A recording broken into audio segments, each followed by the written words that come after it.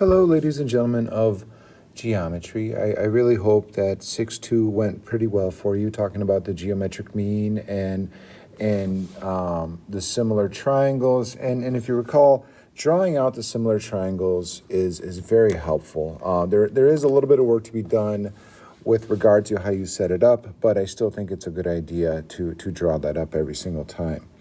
Now, moving on to 6-3, and this is going to be 6-3 Part A, okay? There's two kind of pieces.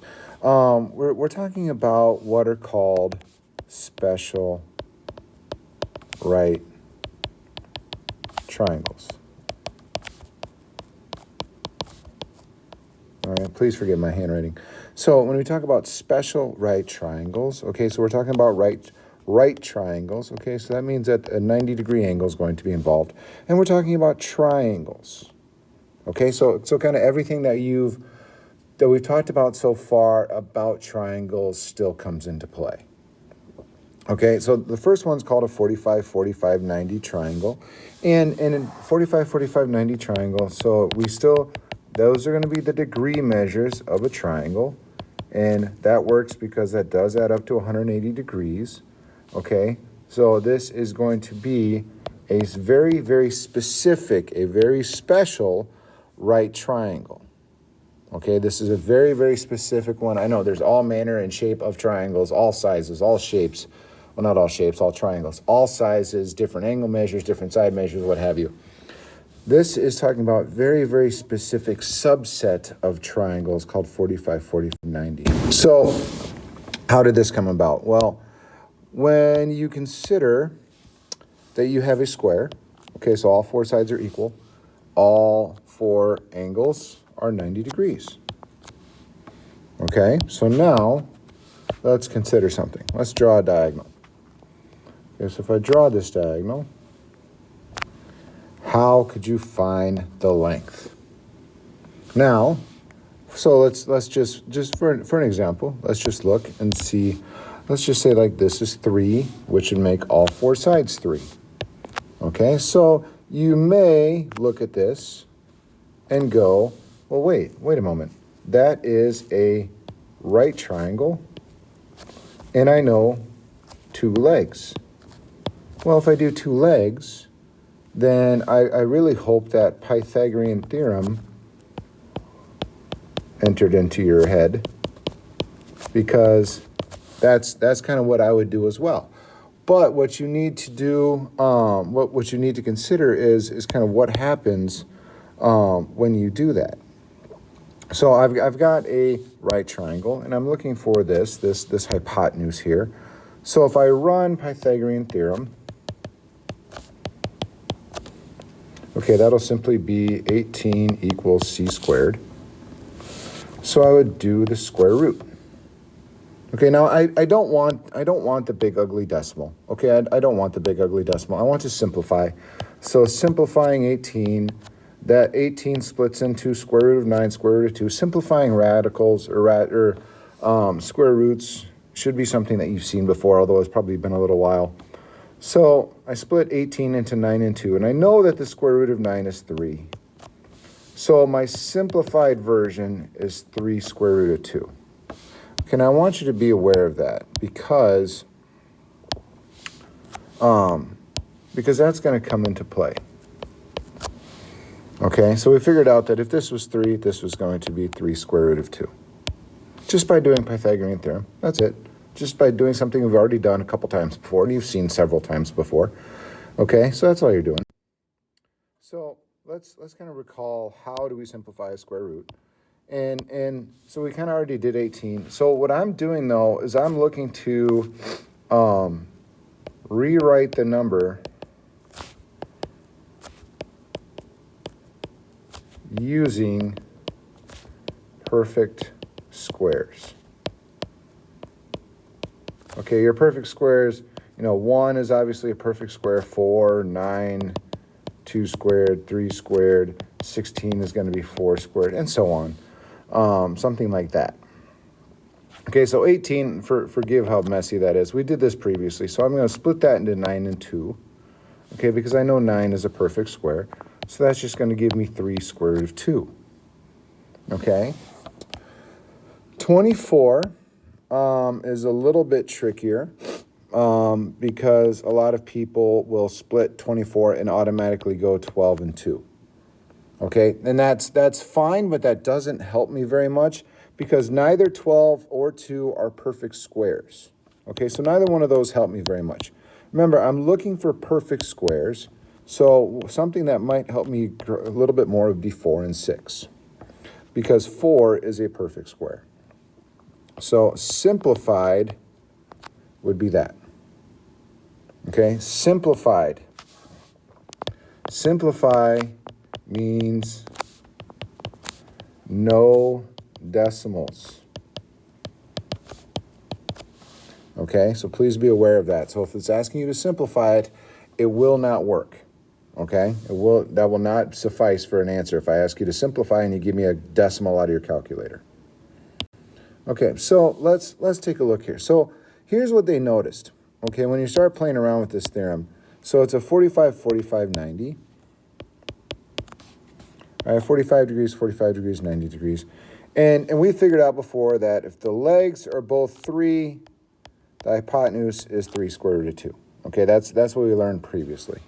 So what you might notice, though, is, okay, so let's say this is 5 and 5.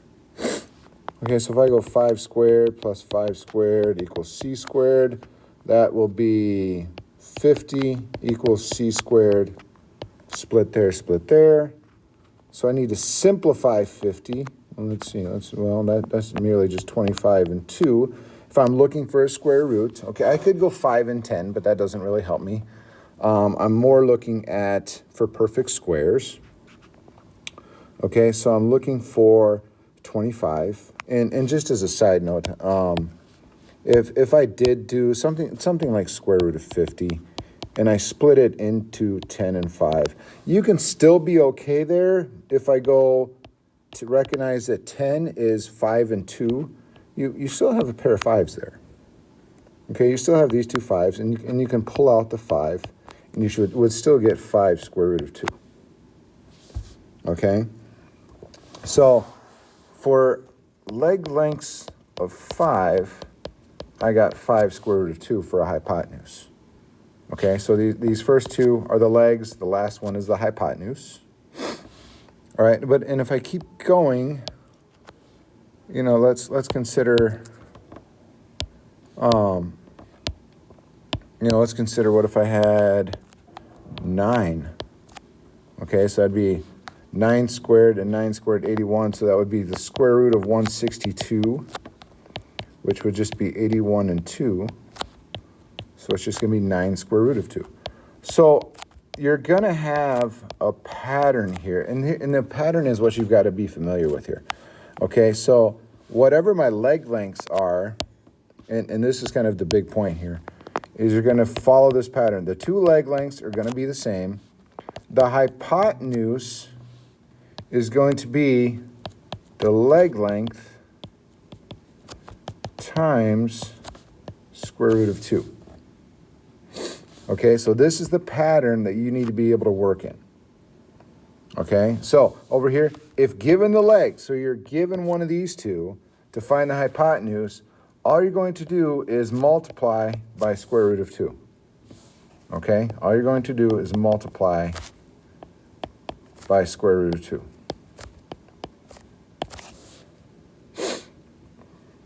So now if you're given the hypotenuse, so now you're given this long side, you have to find the legs. Okay, so let's back up. What do I do if I do that? Well, technically, if you're given the hypotenuse, okay, so let's say I tell you that the hypotenuse is 16. So let's just say I've got a triangle and it's a 45, 45, 90. And I tell you, you know what? The hypotenuse is 16. So you're given the hypotenuse. The hypotenuse is whatever the leg is times square root of 2. It's whatever the leg length is times square root of 2. That gets you your hypotenuse, right? So we kind of reverse engineer. We kind of go backwards. So here I'm going to solve for x. Okay, x represents my leg. So that's totally fine. I'm just solving algebraically as you've done before. So x was going to be equal to 16 over square root of 2. Now, so given the hypotenuse, to find the legs, what I would need to do is divide by square root of 2. And here's the important part. Rationalize the denominator, okay? So let me give you an example of what I mean when I say rationalize, okay? 16 over square root of 2 is not acceptable in mathematics. Okay, here's why. Because 16 is a known quantity. 16, you can count off 16 students. You can count off 16 eggs. You can count off 16 items or whatever those items are. Square root of 2, if you threw that in a calculator, you would get a big, long, ugly decimal that never repeats and never ends. Okay, by definition, that is an irrational number. Okay, so you're taking a known quantity, 16, and dividing it by something that never ends. That's impossible mathematically. You can't do it. Okay, so how do we work around it? Well, we work around it by rationalizing the denominator. Okay, and this takes a little practice. Okay, this takes a little practice. So rationalize the denominator. Okay, so all I do, and this is kind of how I cheat a little bit, it's kind of my workaround. I'm going to multiply by square root of 2 over square root of 2. Why would I do that? Okay, mathematically, technically, this is 1. All right, I have the same thing on top, same thing on bottom. That is technically 1 in math language. Okay, but now up here, look what happens here. I'm multiplying.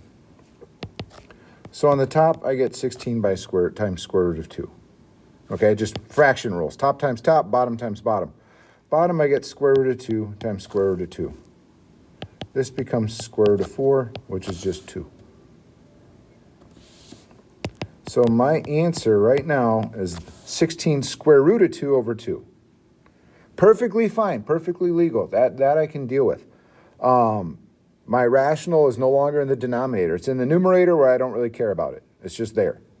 Okay, now, final step, and this is a minor detail that I would like you to work on.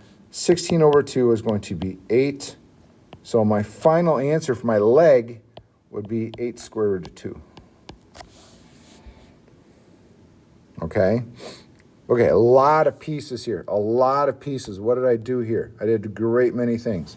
Okay, so I established that this is going to be the pattern. Okay, I need to consider what did they give me and what am I looking for? Okay, so and then once I realize that, I kind of figure out what am I doing? What are my next steps? Do I multiply by square root of 2 or do I divide by square root of 2? It's just a matter of what you're doing. Sometimes if you divide by square root of 2, you need to rationalize. Okay, and that's what I did down here. Okay. So here, this is an example. So here, this is my hypotenuse.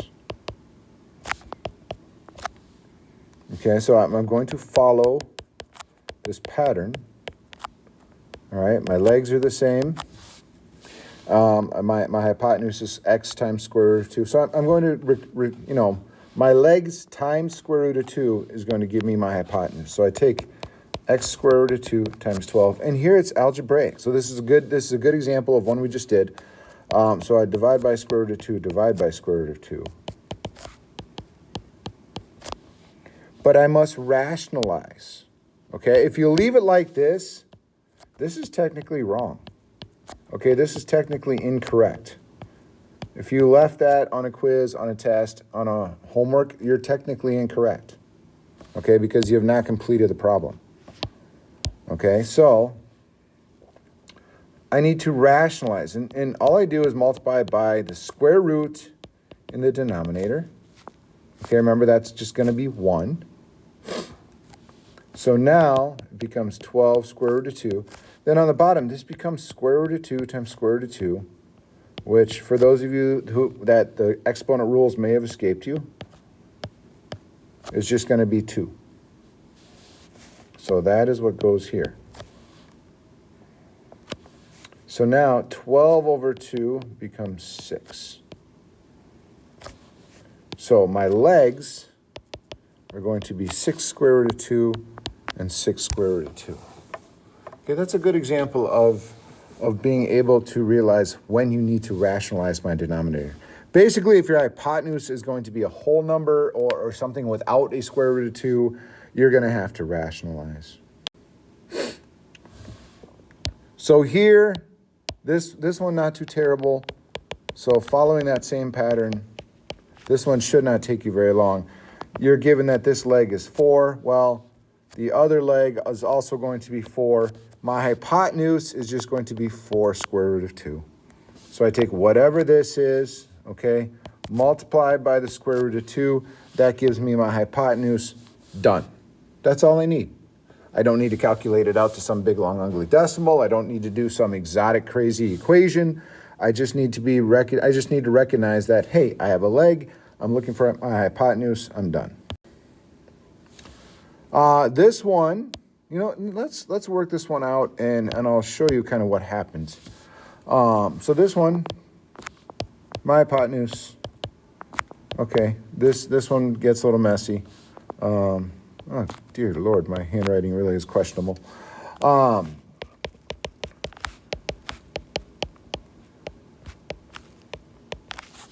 So, again, whatever my leg is times square root of 2 gives me my hypotenuse. So x square root of 2 matches my hypotenuse, whatever that is. So now I solve. So now I divide both sides by square root of 2.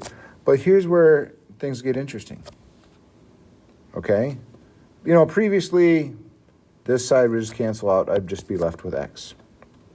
It wouldn't technically cancel out. It's technically 1, but that's neither here nor there. On the right side, it happens there as well. Those two kind of cancel out and just become 1. So my leg just simply becomes 5.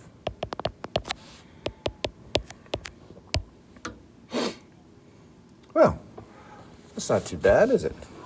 Those are kind of nice when you see those because they're not going to be nearly as difficult as say, rationalizing the denominator would be. So you'll kind of hope to see these once in a while just because, oh, that's not too many steps and that's not too terrible and that shouldn't take me too long to finish. Forgive the picture, but I want you to recognize that this is a square. Okay, this is a square, and you're looking for a diagonal. So they tell you that one leg is 18, which means all 4 sides would be 18. So then my diagonal, you need to recognize that this is a 45, 45, 90 within a square. So it's going to follow the pattern once again. So my leg is 18, the other leg is 18. The x, even though you use x, the hypotenuse is just going to be 18 times square root of 2.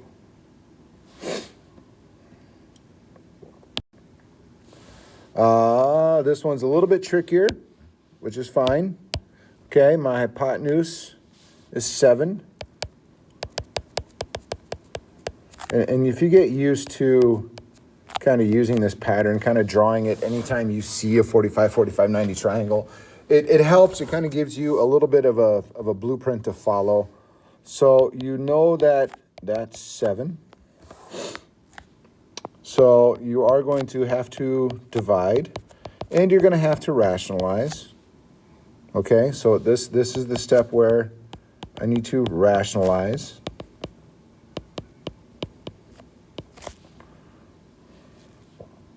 So how do I do that? Well, I do that by multiplying by quote-unquote 1. So that will give me 7 square root of 2. Square root of 2 times square root of 2 just becomes 2.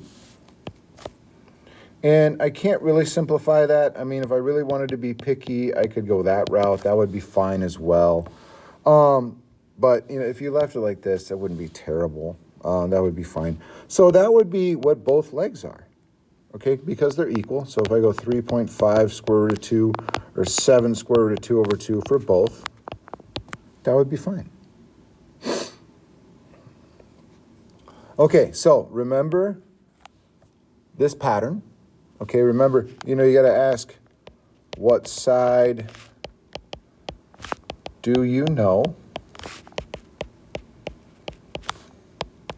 What side are you looking for?